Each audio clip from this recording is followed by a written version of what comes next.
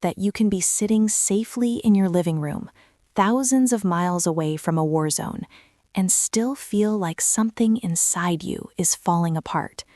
You're not in danger. No one you love is directly at risk. And yet, tight chest, racing thoughts, you can't sleep. You keep checking your phone even though every update makes you feel worse. Why does that happen? That's exactly what we're going to talk about today. And I promise you, by the end of this video, you're going to understand something about yourself that most people never stop to examine. Hi, I'm Dr. Andrea Vermont, psychoanalyst, and today we're going into something that I see come up again and again in my clinical practice, especially in times like these, when the news cycle feels relentless and the world seems to be on fire in more ways than one. We're going to talk about why world conflicts, wars, geopolitical crises, collective violence trigger such deep anxiety in people who aren't even directly involved, and more importantly, what that anxiety is actually trying to tell you. This isn't going to be a political conversation, it's going to be a psychological one. Stay with me. The psyche doesn't know the difference between real and symbolic danger. Let me start with something that surprises a lot of people when they first hear it.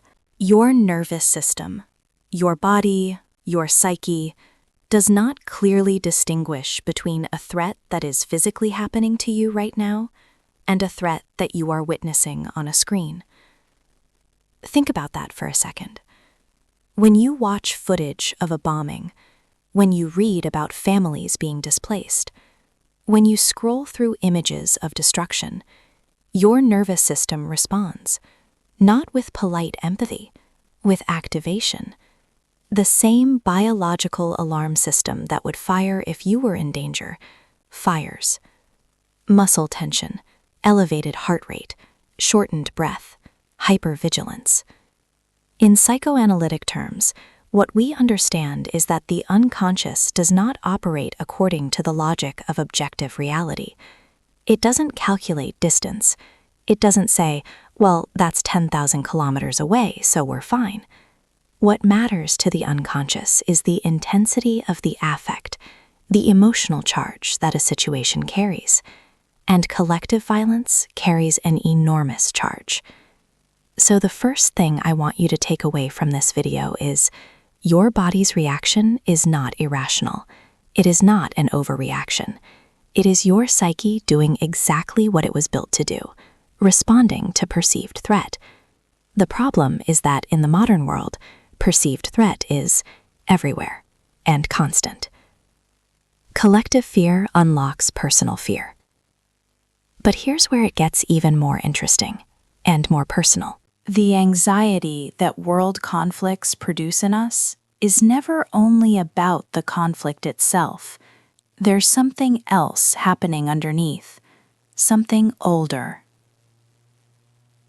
Each one of us carries a history, a very personal archive of moments when we felt helpless, when the ground disappeared beneath our feet, when we didn't know if things were going to be okay.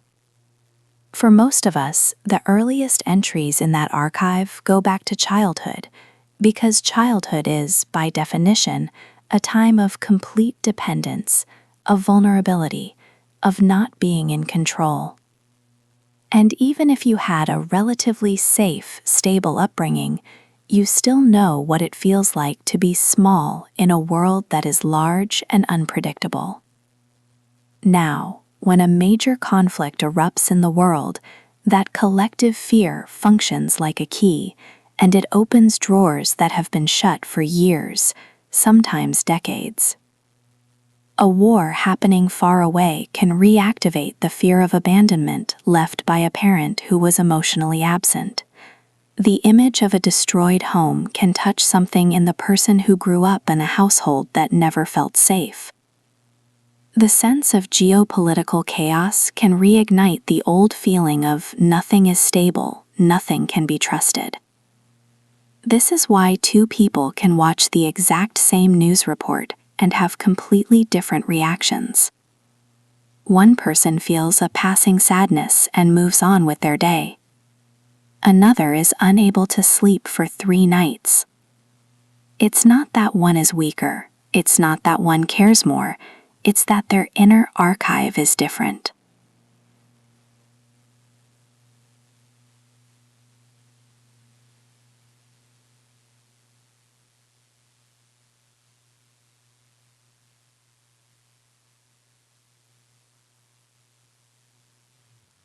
Their personal wounds are in different places. Their resonance points are different. In psychoanalysis, we call this resonance. When an external event lands on an internal wound, the reaction is amplified. What you're feeling is never just about what's happening out there. It's about where out there is hitting in here. The paradox of guilt, when helplessness is too much to bear. Now, I want to talk about something that might feel uncomfortable, but I think it's really important. Have you ever noticed that when something terrible happens in the world, some people, maybe you, start to feel strangely guilty? A sense that you should be doing more, that you're not doing enough, that somehow your helplessness is a moral failure. If only I could do something. I feel guilty for living my normal life while people are suffering. I should be more active, more vocal, more... There is something psychologically very specific happening in those moments, and it has a name. I call it negative omnipotence. Here's what I mean. When we are confronted with something that horrifies us, and we feel completely powerless, the psyche sometimes makes an unconscious move. Instead of sitting with pure helplessness, which is agonizing, it reaches for guilt. Because guilt, as painful as it is, carries an illusion of control. If I am guilty, it means I could have done something. If I could have done something, I am not entirely at the mercy of a chaotic world. Do you see the paradox? The mind prefers the pain of responsibility over the terror of powerlessness. Now, I'm not saying we have no ethical responsibility toward the world. We do. Action, advocacy, solidarity, these are real and important. But there is a difference between genuine ethical engagement and the unconscious guilt trip that paralyzes you without actually helping anyone. Recognizing this mechanism is not about letting yourself off the hook. It's about freeing yourself from a weight that no one was meant to carry alone. Because when you are crushed by that weight, you can't move, and the world needs you to be able to move. Anxiety is a signal, not just a symptom. I want to reframe something for you. In our culture, we tend to treat anxiety as a problem to be solved, something to get rid of as quickly as possible. Take this, breathe that, distract yourself, move on. But Freud, and this is one of the things I find most enduring about psychoanalytic thought, Freud understood anxiety as a signal, not just a symptom, a signal that something important is happening and deserves attention. So when you feel anxious in response to world events, the question isn't just, how do I make this stop? The deeper question is, what is this trying to tell me? What is being touched in me right now? What old fear is getting new clothes? What part of my history is speaking through this present moment? The psychoanalytic term for the work of answering those questions is elaboration. It's the process of giving language to what was formless, of connecting the present feeling to its deeper roots, of transforming raw anguish into something that can be thought, felt, and gradually integrated. Without elaboration, anxiety just accumulates. It doesn't go away, it goes underground, and it comes back, usually at the worst possible moment, wearing a different disguise. 3 things you can actually do. Okay, I want to be practical for a moment, because I know that psychoanalytic insight, as valuable as it is, can sometimes feel abstract when you're in the middle of a sleepless night and the news is terrible.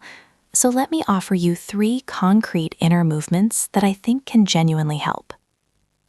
The first is name it. Not I'm stressed, not I'm fine, something more honest and more specific. I am afraid. I feel helpless. This is activating something in me that goes beyond this news story. That act of naming, just that, interrupts the automatic cycle of reaction. It creates a tiny gap between stimulus and response, and in that gap, something becomes possible that wasn't possible before. The second is get curious about the resonance. Ask yourself, without judgment, without pressure, what exactly is being awakened in me by this? Not what should be awakened in a caring, ethical human being. What is being awakened in you specifically? Which part of you feels most threatened? Is it the part that fears abandonment? The part that needs the world to be predictable? The part that never quite trusted that things would be okay? You don't have to have all the answers. The curiosity itself is the work. The third is tend to your sense of safety. And I want to be careful here because I'm not talking about denial. I'm not saying look away, pretend everything is fine, protect yourself from difficult truths. I'm talking about deliberately, consciously, attending to what helps you feel grounded. Sometimes that's limiting your news consumption to a specific window of time each day. Sometimes it's reaching out to someone you trust. Sometimes it's giving your body what it's asking for: movement, rest, physical contact, being in nature. Whatever helps you return to yourself. Whatever helps you remember that you exist in a body, in a particular place, on a particular day, and that you are, right now, okay. Being touched without being consumed. I want to leave you with something. The capacity to be affected by the suffering of others, to not be indifferent, to let what happens far away matter to you, is not a weakness. It is one of the most human things about us. It is what makes solidarity possible. It is what makes love possible. The goal is not to stop being affected. The goal is to learn to be touched without being consumed. That is, in many ways, the work of a lifetime. And it is work that is never done entirely alone. Sometimes it requires another person, a therapist, an analyst, someone trained to sit with you in the difficult places and help you find language for what has no language yet. But it starts here, with this, with the willingness to turn toward yourself and ask, what is this awakening in me, and what do I need? That question, asked with honesty and without judgment, is already a first act of care toward yourself and ultimately toward the world. If this resonated with you, I'd love to hear about it in the comments. And if you know someone who has been struggling with exactly this, the anxiety, the sleepless nights, the heaviness that world events can bring, please share this video with them. It might be exactly what they need to hear today. I'll see you in the next one.